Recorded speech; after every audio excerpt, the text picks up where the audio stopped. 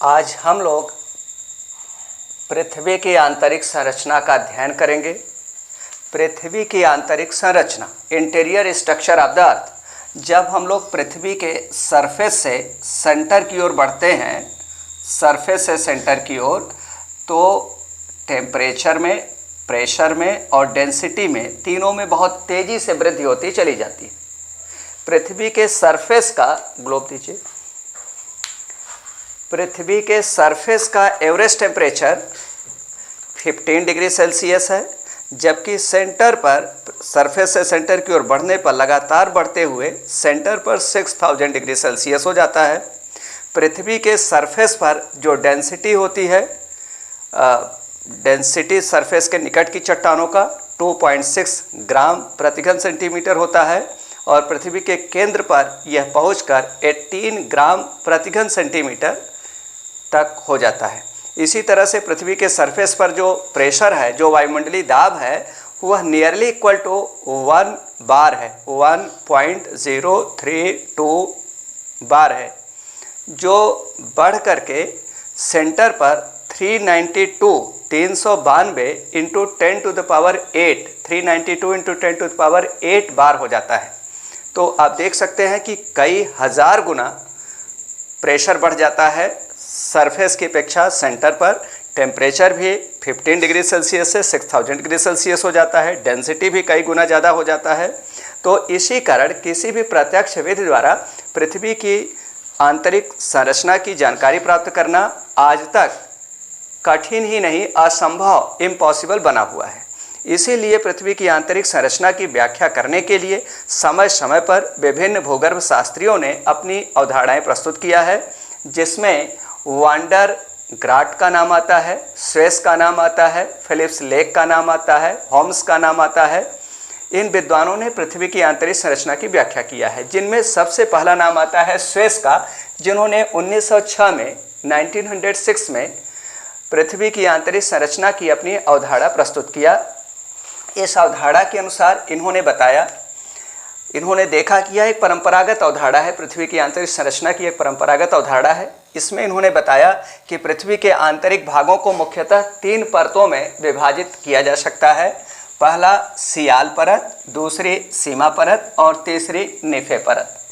सियाल परत यह पृथ्वी की सबसे बाहरी परत है। स्वेस के अनुसार सियाल परत की तीनों परतों की व्याख्या हम कर रहे हैं। सियाल परत पृथ्वी की सबसे बाहरी परत है।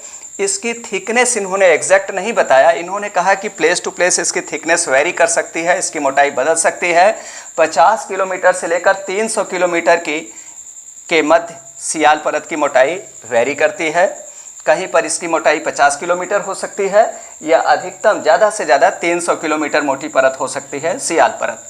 सियाल परत का नाम उन्होंने सियाल परत इसलिए रखा क्योंकि उन्होंने माना कि इस परत में ऑक्सीजन के पश्चात जो तत्व सर्वाधिक मात्रा में पाए जाते हैं वो है सिलिकॉन और एल्यूमिनियम।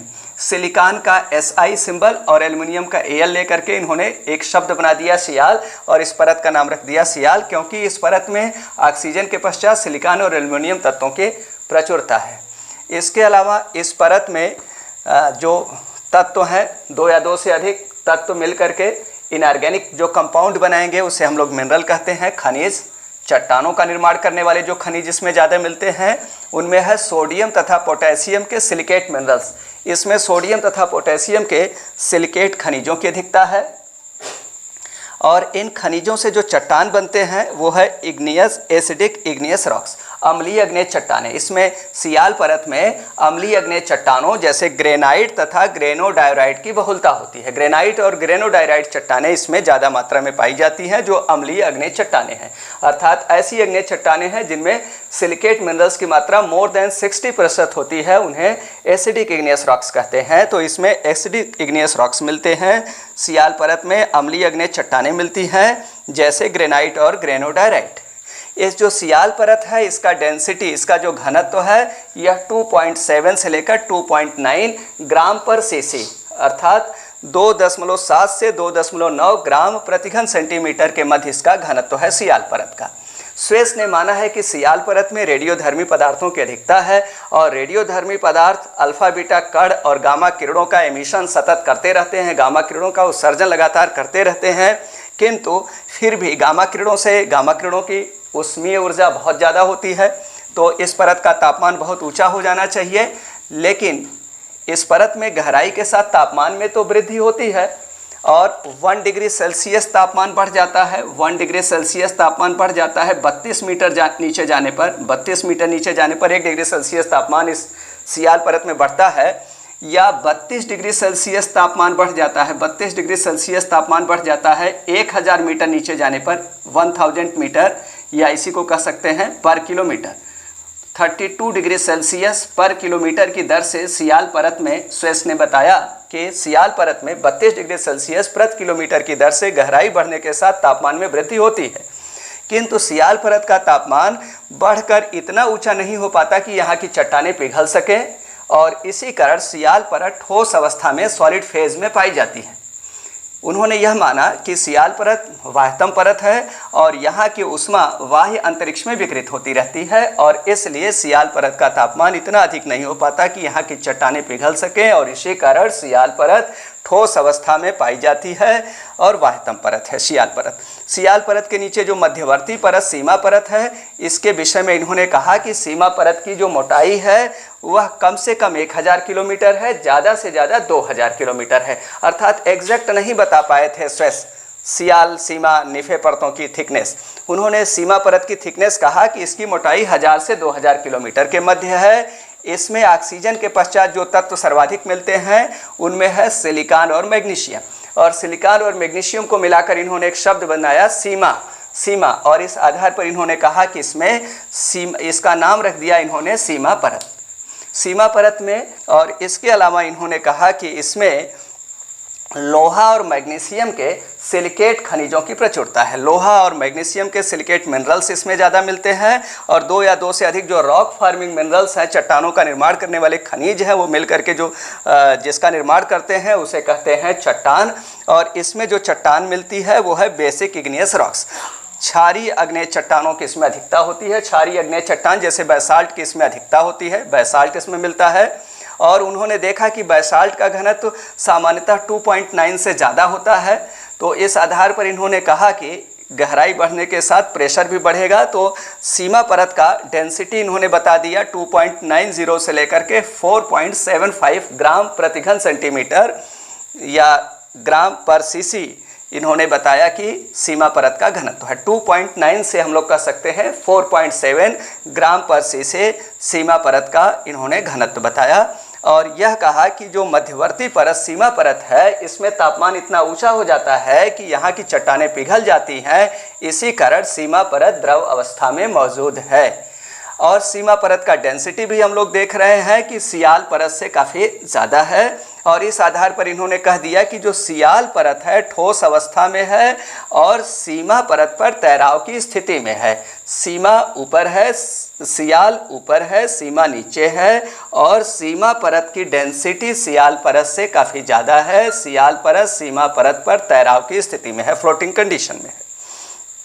इन्होंने यह भी बताया कि ज्वालामुखी उद्गार के समय जो उत्सर्जित पिघली हुई चट्टानें होती हैं, जिन्हें भूपटल के नीचे मैग्मा और भूपटल पर लावा कहते हैं, वह मध्यवर्ती परत सीमा परत से ही प्राप्त होती है। जबकि आज इस अवधारणा का खंडन किया जाता है। माना जाता है कि हाँ, पिघली हुई चट्टानें मध्यवर्ती परत से प्राप्त होती हैं, मेंटल से प्राप्त होती हैं, लेकिन वो पूरे मेंटल से नहीं बल्कि एस्थेनोस्फीयर, मेंटल की जो ऊपरी परत है एस्थेनोस्फीयर, वहाँ से प्राप्त होती हैं। हम लोग तीसरे परत की बात करते हैं। तीसरी परत की बात करते हैं। इन्होंने जो तीसरी परत निफे परत है उसके विषय में बताया कि निफे परत का जो डायमीटर है वह है 6880 किलोमीटर। निफे परत का डायमीटर बताया, जो आज जो हम लोग क्रोड मानते हैं, क्रोड या कोर, उसके डायमीटर के समतुल्य है। तो इन्होंने कहा कि जो सबसे अंदर वाली परत है उसमें लौह चुंबकीय पदार्थ जैसे निकिल है, लोहा है, इसकी अधिकता है, और इसी कारण इन्होंने निकिल और लोहा की अधिकता के कारण अंतरतम परत का नाम रख दिया निफे परत। निफे परत का डायमीटर इन्होंने जो बताया 6880 किलोमीटर, यह वर्तमान मान्यताओं से काफ़ी मेल खाती है। लेकिन इन्होंने यह कहा कि जो निफे परत है वह अंतरतम परत है और स्वेस ने ताप वृद्धि के सामान्य नियम का अनुसरण करते हुए यह माना कि सीमा परत सियाल परत का तापमान कम, उससे ज़्यादा सीमा परत और सीमा परत से अधिक तापमान हो जाना चाहिए निफे परत का, अर्थात गहराई के साथ तापमान में लगातार वृद्धि को इन्होंने माना है। गहराई के साथ ताप वृद्धि को इन्होंने महत्व दिया है और इस आधार पर बताया कि निफे परत का तापमान इतना ऊंचा हो जाना चाहिए कि यहाँ जो भी पदार्थ है, जो लौह चुंबकीय पदार्थ है, यह गैसीय अवस्था में हो सकती है। लेकिन फिर इन्होंने कहा कि गहराई के साथ न केवल तापमान में वृद्धि हो रही है बल्कि गहराई के साथ दबाव में भी वृद्धि होती चली जा रही है। पृथ्वी के सरफेस से सेंटर की ओर बढ़ने पर प्रेशर भी बढ़ता जा रहा है और इसलिए यह भी संभव है कि निफे परत द्रव अवस्था में हो। स्पष्ट है कि निफे परत की प्रावस्था के विषय में स्वेस कन्फर्म नहीं थे कि निफे परत द्रव अवस्था में है या गैसीय अवस्था में है। गैसियस फॉर्म है निफे परत का या द्रव अवस्था है, इसके विषय में स्वेस कन्फर्म नहीं थे। उन्होंने यह माना है कि जो निफे परत की डेंसिटी है वह 11 से 12 ग्राम प्रति घन सेंटीमीटर है। 11 से 12 निफे लेयर की डेंसिटी को क्या माना है? 11 से 12 ग्राम पर सीसी माना है स्वेस ने निफे परत की डेंसिटी को, जो वर्तमान मान्यताओं से काफ़ी मेल खाती है। इन्होंने यह कहा कि जो निफे परत है वो अत्यधिक उच्च दबाव पर है और इसमें लौह चुंबकीय पदार्थ हैं। संभवतः इसी कारण पृथ्वी एक चुंबक की भांति, जो पृथ्वी है ये चुंबक की भांति व्यवहार करती है और चुंबक पृथ्वी का जो उत्तरी और दक्षिणी चुंबकीय ध्रुव है वो भौगोलिक ध्रुव से 11.5 डिग्री के एंगल पर झुका हुआ है। ये पृथ्वी का उत्तरी ध्रुव है, भौगोलिक उत्तरी है, भौगोलिक दक्षिणी है। भौगोलिक उत्तरी और भौगोलिक दक्षिणी को मिलाने वाली जो एक्सिस है उससे एक 11.5 डिग्री से अलग एक एक्सिस है जो चुंबकीय नॉर्थ और साउथ को मिलाती है।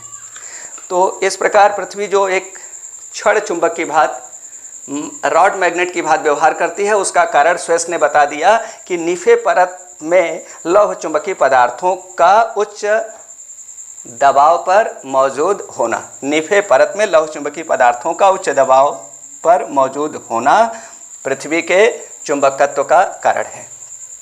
अब हम लोग ये देखते हैं कि स्वेस की अगर आलोचना करते हैं तो इसमें हम लोग ये कह सकते हैं, पहली आलोचना तो यह है कि स्वेस ने सियाल और सीमा परतों की सही मोटाई, जो आज भूकंप तरंगों के प्रकाश में परतों की मोटाई देखी गई है, उसके अनुसार नहीं बताया था। अर्थात सियाल और सीमा परतों की सही मोटाई बताने में स्वेस असमर्थ थे।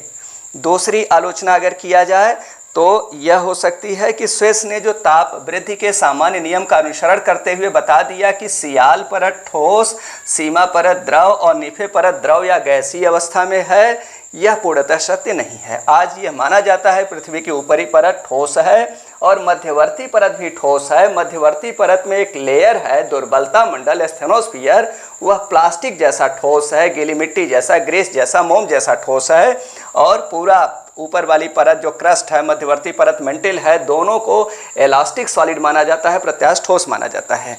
और स्वेस ने निफे परत को द्रव या गैसीय अवस्था माना है, जबकि वर्तमान समय में निफे के जगह पर हम लोग क्रोड या कोर परत को मानते हैं और कोर या क्रोड का बाहरी भाग द्रव अवस्था में है, लेकिन आंतरिक क्रोड ठोस अवस्था में है। बाह्य क्रोड तो द्रव अवस्था में है, आंतरिक क्रोड ठोस है, जिसको स्वेस नहीं बता पाए थे।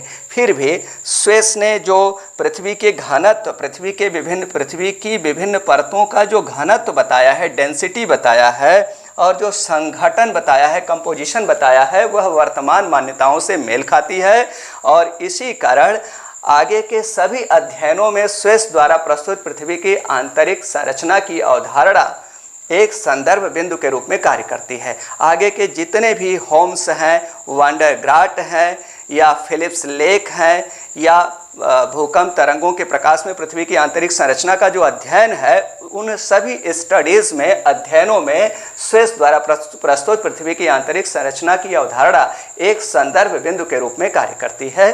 Okay, thank you.